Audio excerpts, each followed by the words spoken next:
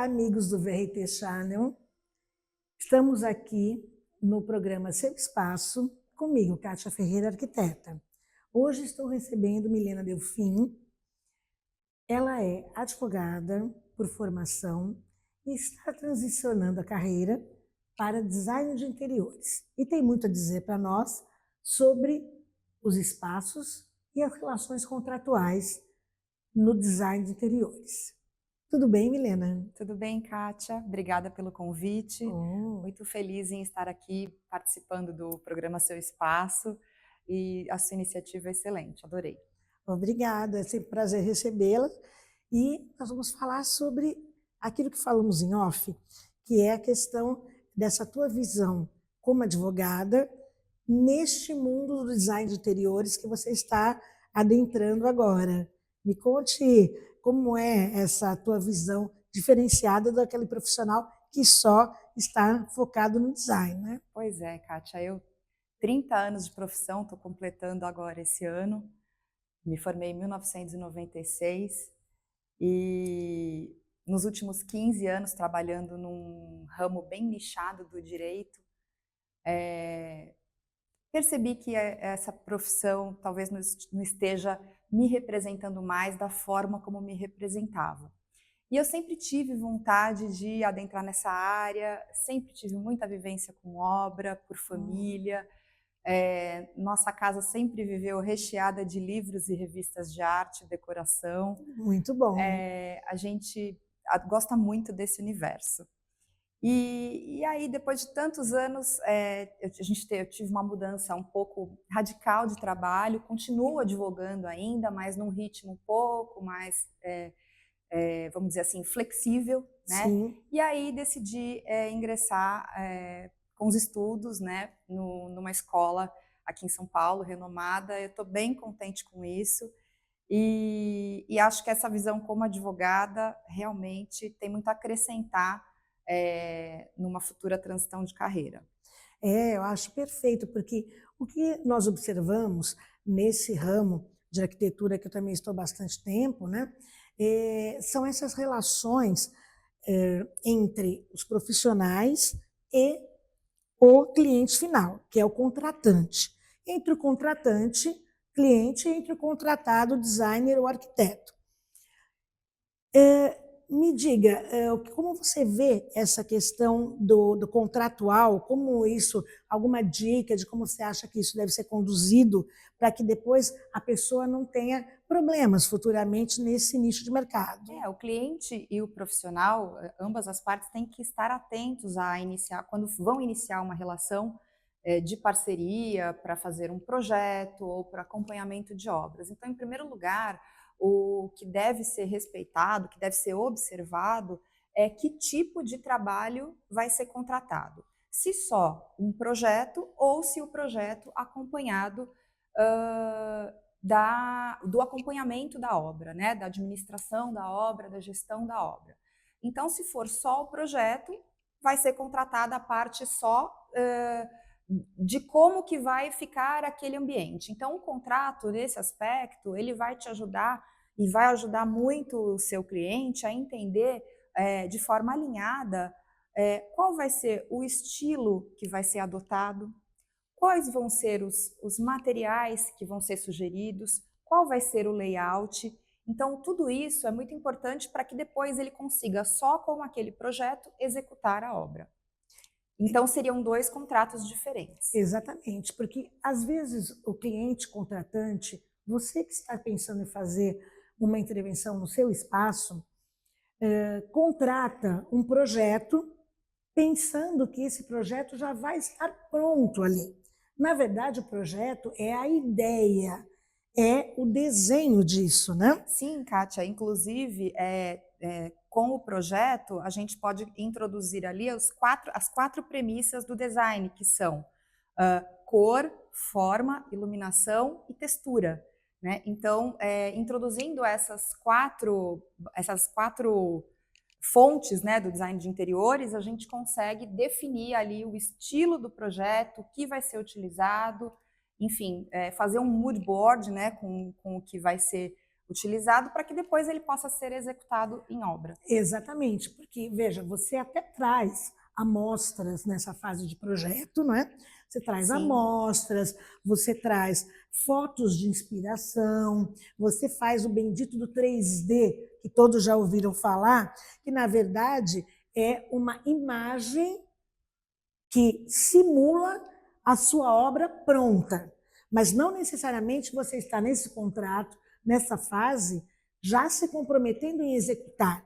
Porque aí tem uma janela grande, né? Sim. Entre o que o papel aceitou, né? O que a tela do Sim. computador aceitou e o que vai ser executado, não? Até mesmo porque se de repente o cliente fez uma compra de um imóvel na planta, ele pode somente contratar um projeto para depois ele definir a segunda parte. E já aconteceu comigo, que é comum no mercado, a pessoa até comprar um terreno e depois desiste desse terreno. E aí quer aproveitar o projeto. Isso já gera um outro projeto, que é um outro contrato, né? Com certeza. A gente vai ter que observar as duas fases. Exatamente. E aí nós partimos para a segunda contratação, que pode ser um único contrato para as duas coisas, ou um segundo contrato, que é a relação entre o designer ou arquiteto, ou até mesmo engenheiro, para a execução dessa obra, né? E aí vem aquela pergunta que eu tinha feito em off, em relação a como que você acha que é interessante contratar. Por exemplo, eu sou cliente, eu contrato a Milena Designer para executar a minha obra. Você tem a responsabilidade total em termos financeiros e em termos administrativos nessa obra, ou qual seria uma outra modalidade mais segura de contratação, mais confortável para ambas as partes?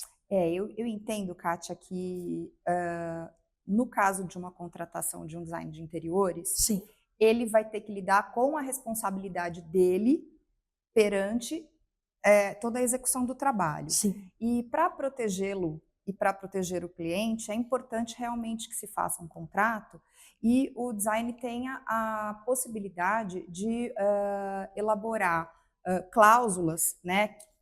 Ele já deve ter isso já como uma rotina para a contratação.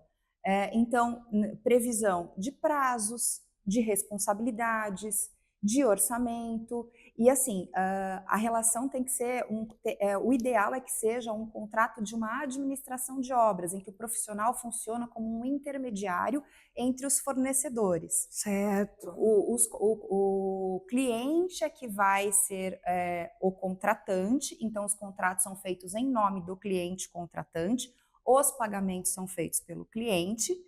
O profissional funciona como um intermediário, fiscalizando, coordenando todo o trabalho dos prestadores, e quem efetua o pagamento é o cliente por serviço ou por uma prestação de contas, caso exista, né, com certeza, uma relação de confiança em que se possa seguir dessa forma. Perfeito, porque aí também você cliente, fica protegido em relação a essa contratação, porque você tem o poder de estar pagando diretamente para quem está prestando serviço e, ao mesmo tempo, o profissional, né, fica liberado para ele não ter a responsabilidade, se você comentou, civil, trabalhistas, previdenciárias e fiscais, se o contrato for um contrato de gestão absoluta, né?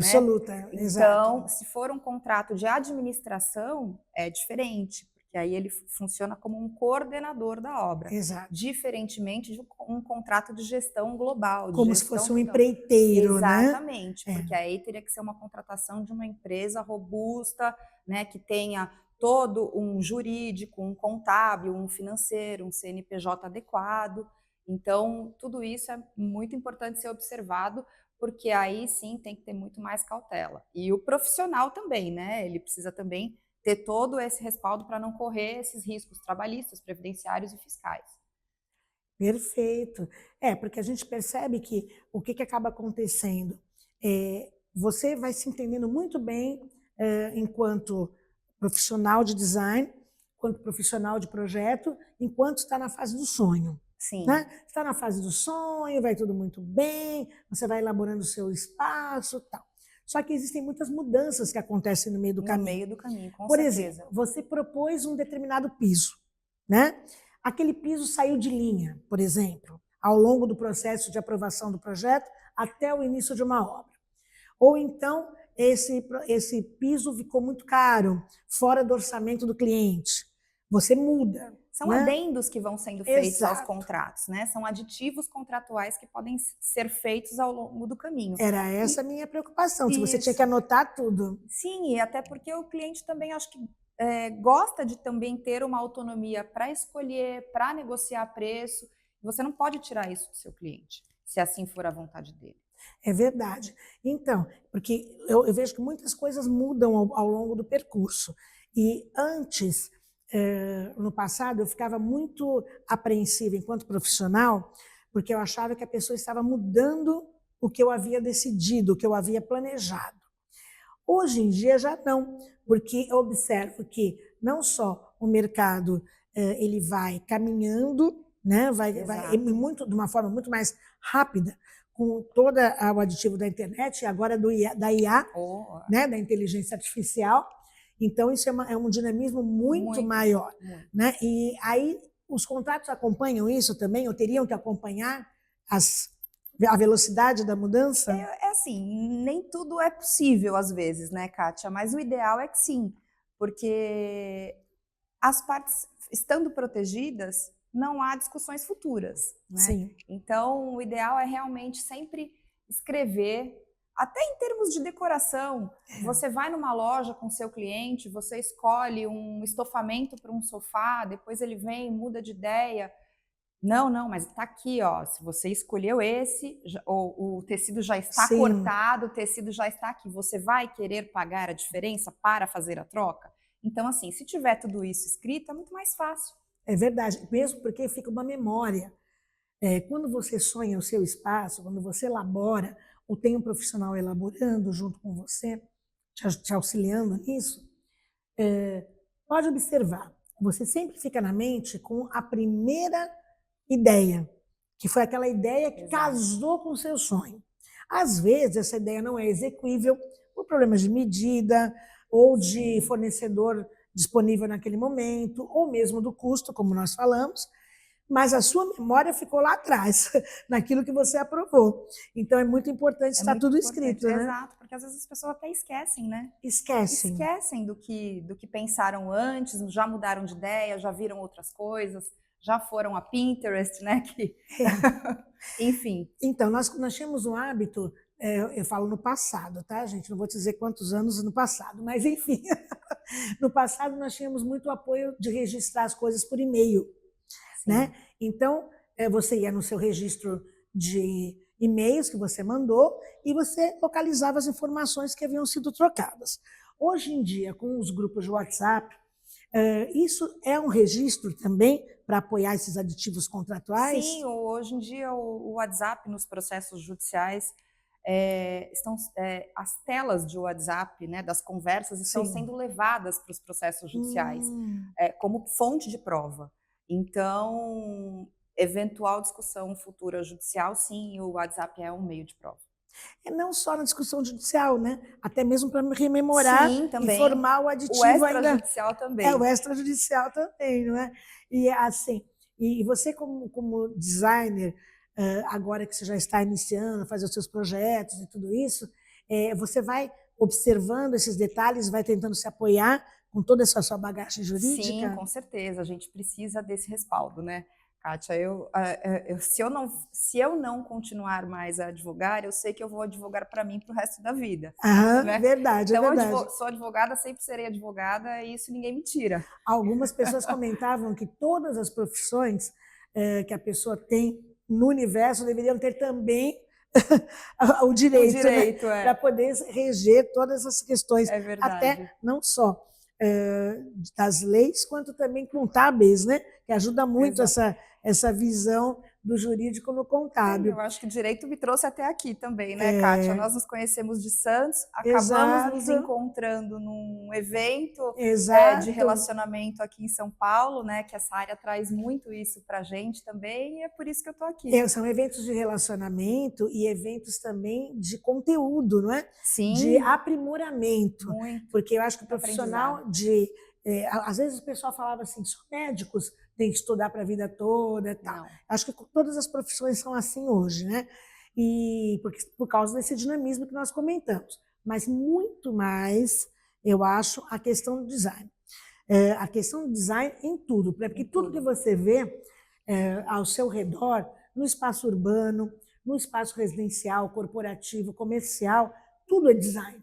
Quando você vai, você vê um misturador de drink, foi um designer que desenvolveu, não é? Com certeza. Você vê uma decoração bonita, foi um designer que desenvolveu, não é? Mobiliário, o mobiliário, né? Foi o designer. As nossas cadeirinhas que nós estamos sentadas aqui, né?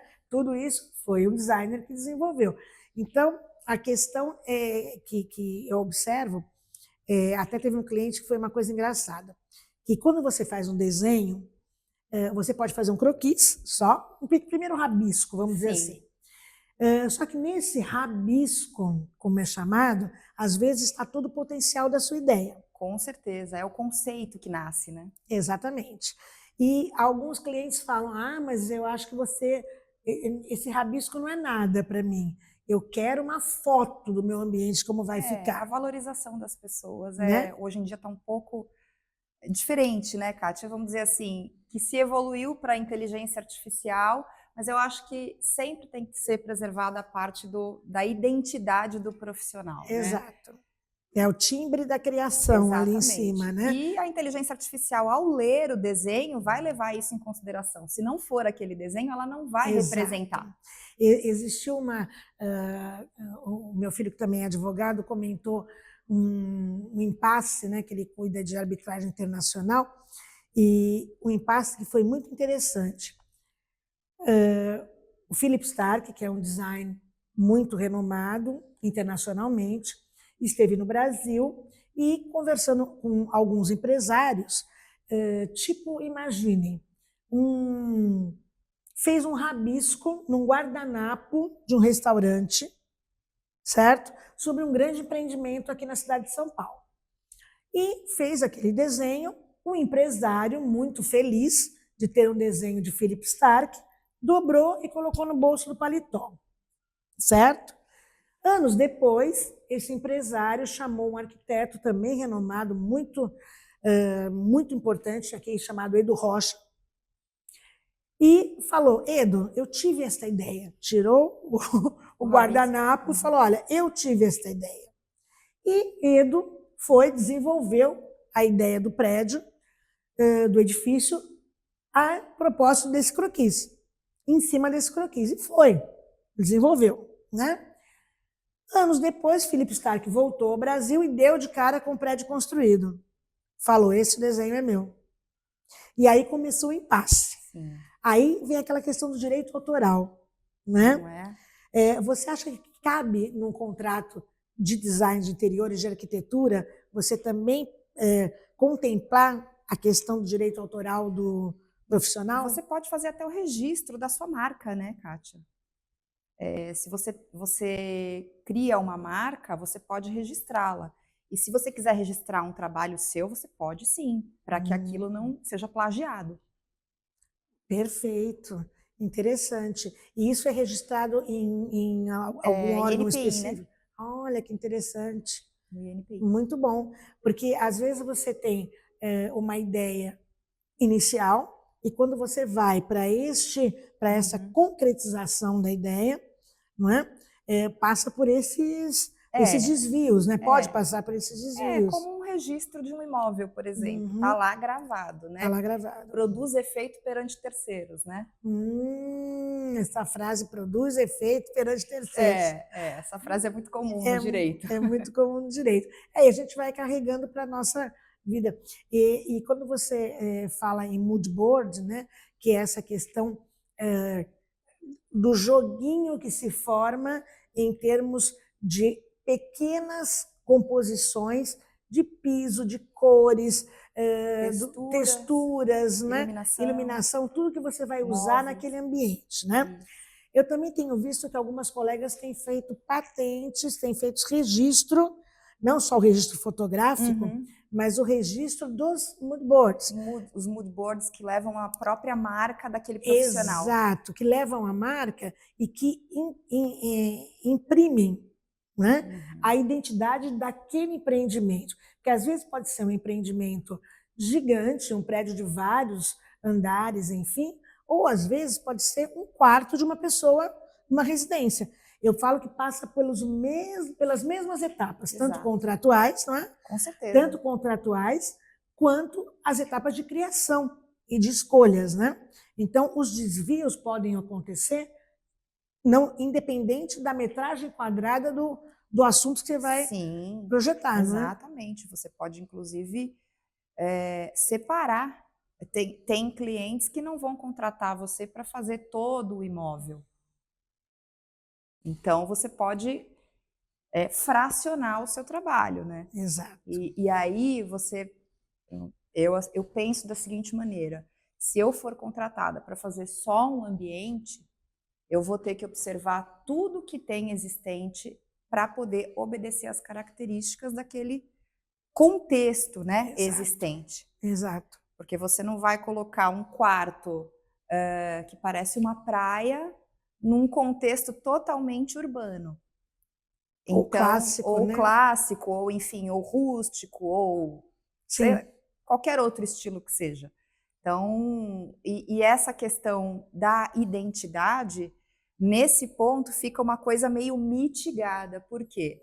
Porque você não pode, como profissional, desobedecer todo um contexto existente, mas ao mesmo tempo você vai registrar sua marca ali. Sim. Então, é muito importante isso. A escolha do profissional, né, que tenha essa visão, eu acho que é muito importante. Eu digo até uma sensibilidade, porque com certeza. Você sabe que eu, como profissional, eu acredito bastante que quando você vai desenvolver uma arquitetura de interiores, um design de interiores, é interessante personalizar de acordo com o cliente. Com certeza. Com a vida dele, com a identidade dele, com as cores que têm significado para ele.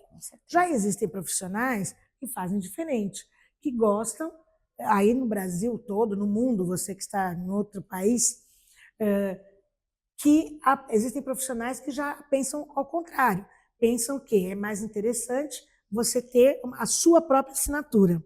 Então, o cliente vai estar contratando, na verdade, uma assinatura, não exatamente um ambiente para traduzir o seu espaço. Exatamente. Não é? Ele tem que estar ciente disso, né? E aí também o contrato vai ser respalda, com certeza, elucidador dessa... Saiba que você está contratando o meu estilo, né? E o que alinharmos aqui vai ficar por escrito.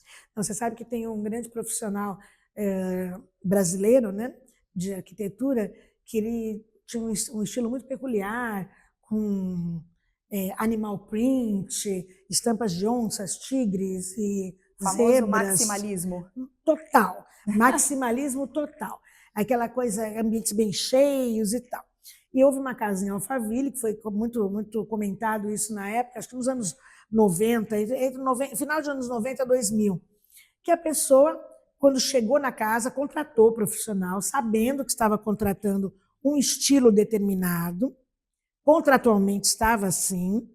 Aí ele chegou lá de viagem, né, depois que o profissional ficou com carta branca para desenvolver a obra, abriu a porta da casa, olhou aquilo, não se sentiu em casa. Não se identificou. Como era uma pessoa de muitas posses, ele simplesmente vendeu a casa porteira fechada com a assinatura do profissional e ainda houve uma valorização imensa, né, dentro desse imóvel. Ele saiu ganhando. Exato. Agora, isso também gera uma outra lacuna, que é a questão do não entendimento do projeto.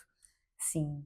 Então, existe alguma cláusula que a gente possa colocar enquanto profissional e o cliente também pedir essa cláusula para deixar mais claro, se ele não estiver entendendo, algum outro meio que ele possa entender melhor o que ele está recebendo como produto final? Eu acho que o estilo da decoração, Kátia, se ele tiver impresso no contrato, já vai ser 80% do caminho andado. Porque o estilo da decoração, ele vai definir todas as outras escolhas que você vai fazer. Você não vai colocar uma boiserie num estilo, vamos dizer, praiano, né? Você não vai colocar coisas clássicas num estilo... Você pode até fazer algumas misturas, né? Sim. De inserir...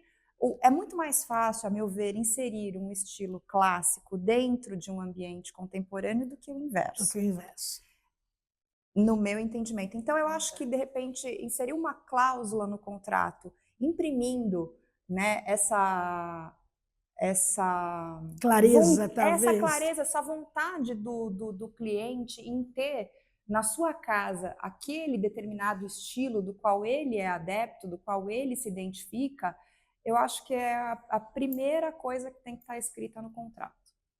Isso é muito importante, porque nós esbarramos em alguns casos, por exemplo, que o cliente fala, poxa, mas eu não tinha entendido que exatamente o armário ia ficar desse tamanho, eu não tinha entendido que... e não adianta 3D ou imagem fotográfica, na verdade, existe até uma técnica antiga também, que o pessoal colocava fita crepe no chão do imóvel para mostrar as medidas, né? Para mostrar para o cliente aquela volumetria, né?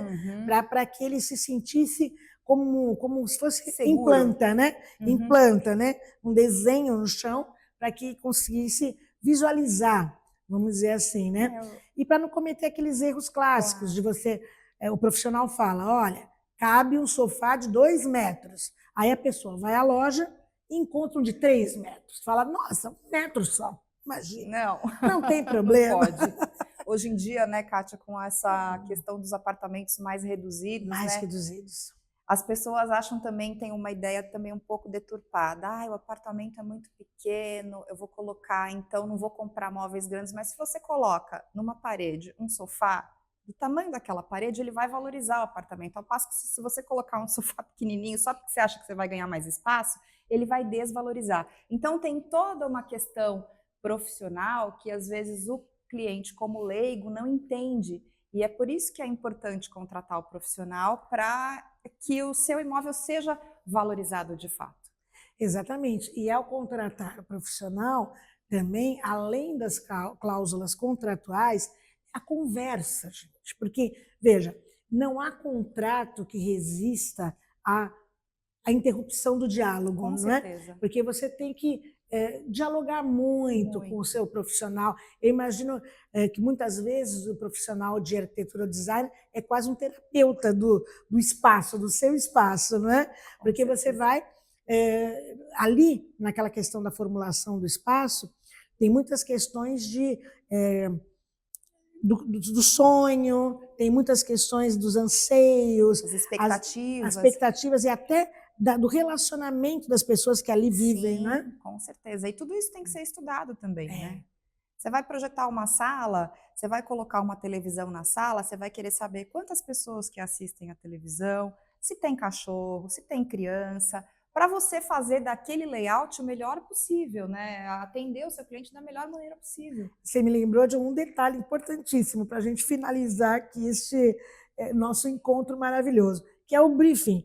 Porque quando você tem o primeiro encontro, a primeira conversa sobre esse ambiente, é muito importante que o cliente diga com sinceridade tudo aquilo que ele espera e almeja. E eu tenho feito ultimamente uma assinatura. Com certeza. Porque às vezes a pessoa fica com vergonha de dizer, eu sou um pouco desorganizado, eu sou um pouco bagunceiro, eu preciso de muito espaço, porque eu sou um pouco acumulador, não é? Não é? E não fala nada. E nós, ó... Não, e o que a gente tem que dar para essa pessoa? Funcionalidade no ambiente. Funcionalidade. Muito bom. Adorei estar aqui com você, Milena, foi muito produtivo, muito agradável. Muito. E você nos assista neste encontro às terças-feiras, às 21 horas, ou em reprise nas quartas de manhã, às 9 horas, aqui no VRT. Seu espaço.